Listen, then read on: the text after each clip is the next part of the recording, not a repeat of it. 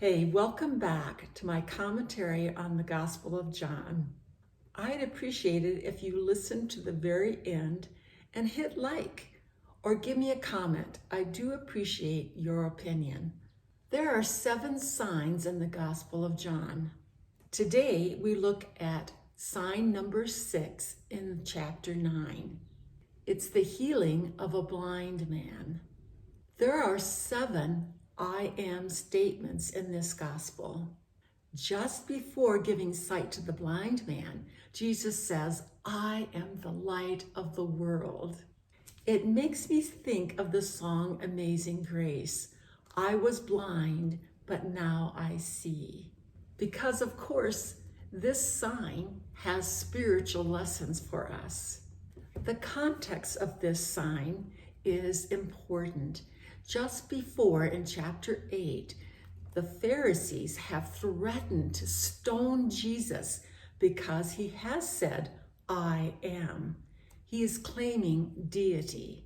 Despite these threats, Jesus is calm. He just keeps on going about his work of healing and teaching. And we can react the same way when people threaten us or make us feel unimportant. We can continue to believe that God holds our future in his hands. The disciples asked Jesus a common question. They want to know who sinned, because in those days people believed that sin and sickness were connected. In a way, it is due to sin in a general sense, in that when man sinned, sickness and death entered the world. But this man being born blind is not due to any specific sin. David Gusick comments, think of all the times the little blind boy asked his mother, why am I blind? Perhaps she never felt she had a good answer. Jesus explained, it is because God wants to work in and through even this.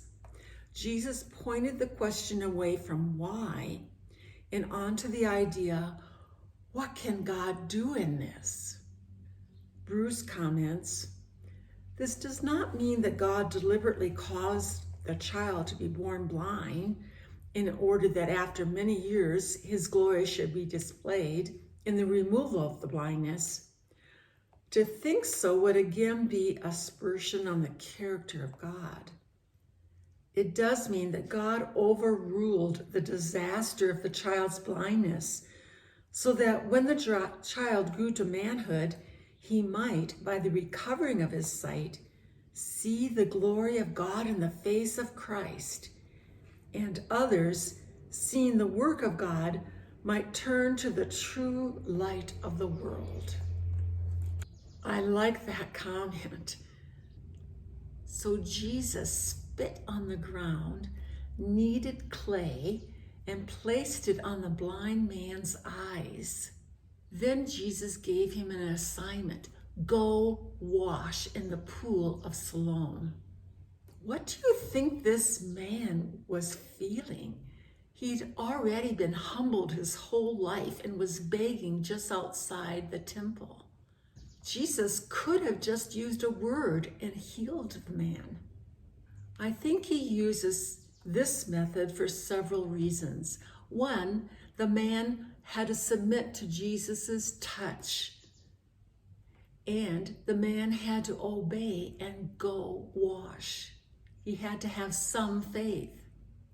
Jesus found it important to change his methods of healing so one could never make a formula of the methods. The power was in God, not in a method. A great comment again by David Gusick. The water for this pool of Siloam came from Hezekiah's tunnel. It is a carved 1,750 feet out of stone from the outside of the city into this pool. I've actually walked this tunnel and it is absolutely devoid of any light. Siloam means sent, and Jesus sent this man to this pool. This pool meant life for the people of Jerusalem if they were ever besieged. Think of the details here. Jesus sent this man to the pool that meant sent, and the water was sent through the dark into this pool.